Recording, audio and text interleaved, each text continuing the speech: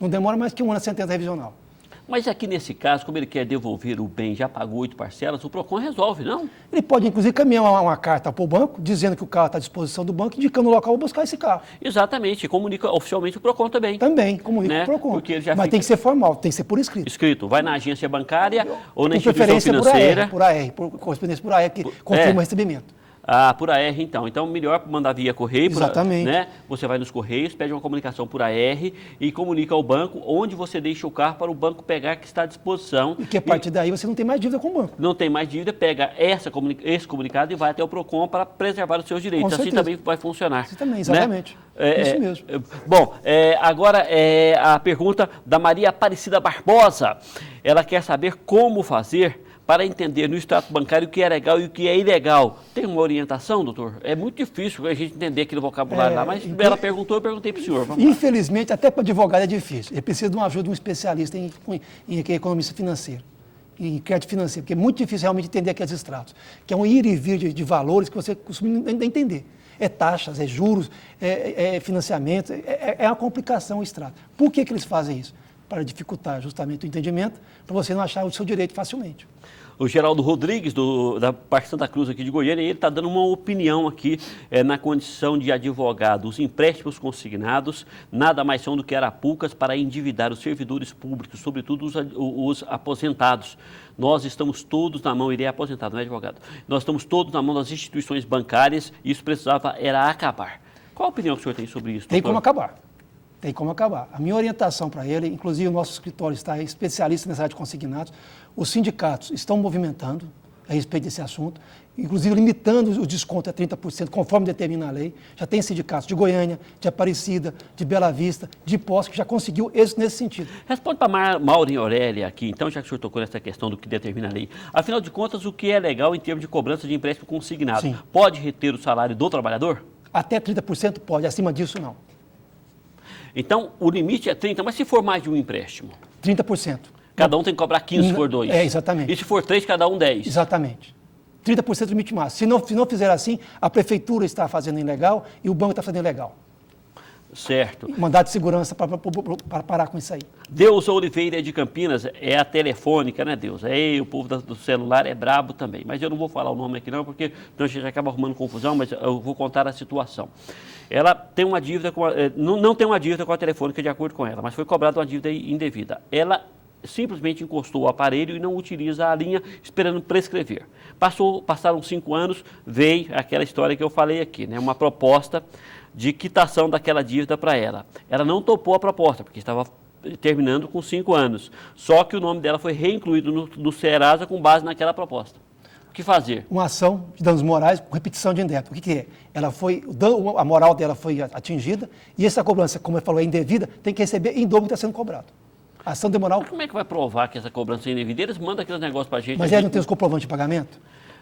Pois é, mas vamos supor que cobra uma sequência de interurbanos da gente aí que a gente não fez. E aí pede a conta detalhada, vem lá na conta detalhada todos aqueles interurbanos que a gente não fez. O ônus da prova é da instituição, é da empresa. Artigo 6º do CDC. Ele tem que provar que ela fez a ligação. Pois é, mas aí ele tira no computador lá a declaração que fez a ligação sem ter feito. Hipoteticamente, como é que você faz uma ligação para Israel se não tem ninguém em Israel? Como é que você faz se ele fez a ligação para o Rio de Janeiro se não tem ninguém morando no Rio de Janeiro?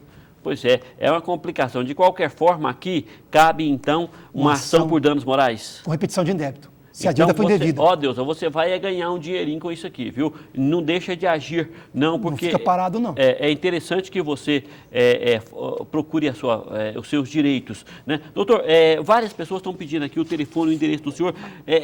Os médicos não podem fazer isso, o advogado pode fazer? Eu posso dar o telefone. O telefone? É o 351... 351... 415590. É 62 para você do interior? 351... 3541 3541 5590. 5590. 3541 5590 é 62, é Goiânia. Então, o contato com o doutor é esse, o telefone está no vídeo aí para você. Então, 3541 5590. Doutor, e qual é a taxa de juro cobrada pela maioria dos cartões e qual seria essa taxa? É um absurdo. O cartão de crédito, naquela parte que você refinancia, gira em torno de 10% até 12% ao mês capitalizado.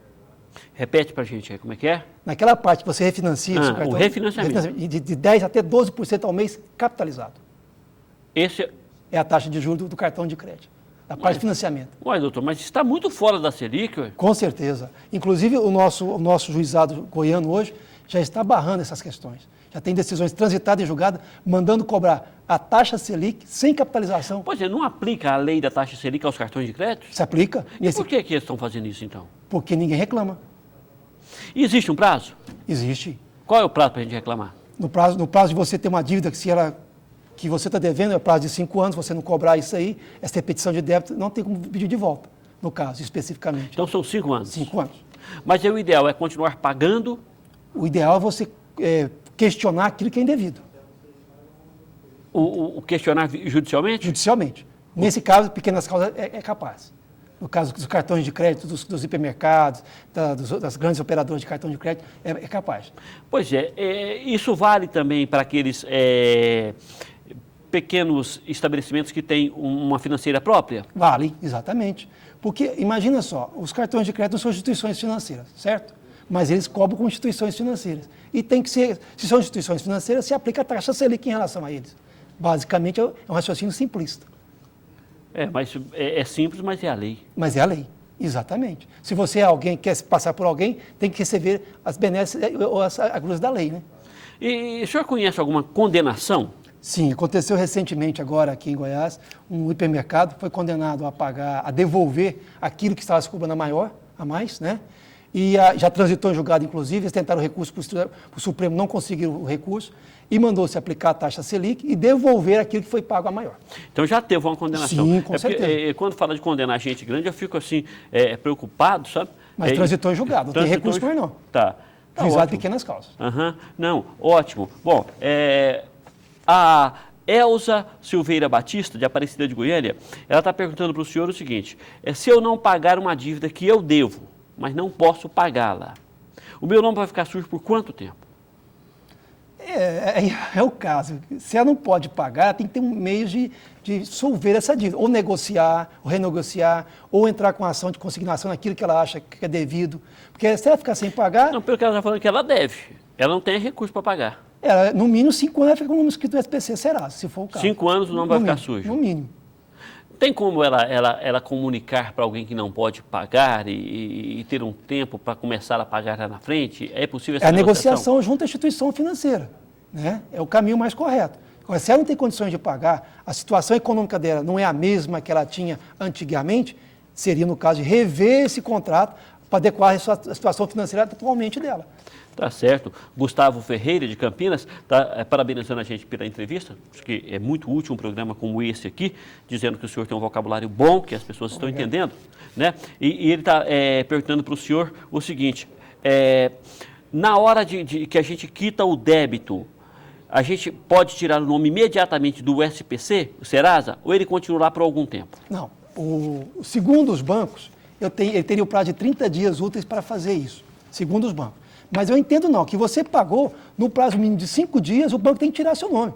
Então não é imediato, 5 dias? No mínimo 5 dias. No máximo 5 dias, no entendimento. Ao máximo 5 dias? No máximo 5 dias. Porque não dá 10 dias para você pagar ele, antes de esquecer o SPC Serasa? Então eu vou botando 5 dias, então no máximo 10 dias para ele tirar um SPC Serasa também. Se quitou a dívida, está com o recibo de quitação, tem que tirar de imediato. Doutor José de Paula Itacarambi, advogado, muito obrigado pela presença no Jornal Brasil Central. Eu agradeço. Uma boa tarde para o senhor. Por aí, bom trabalho. Muito obrigado, eu agradeço a sua companhia. Eu volto 6 horas da tarde para apresentar o Goiás Verdade. Hoje é às 6 horas da tarde, tá? Apresentar o Goiás Verdade e amanhã no Jornal Brasil Central.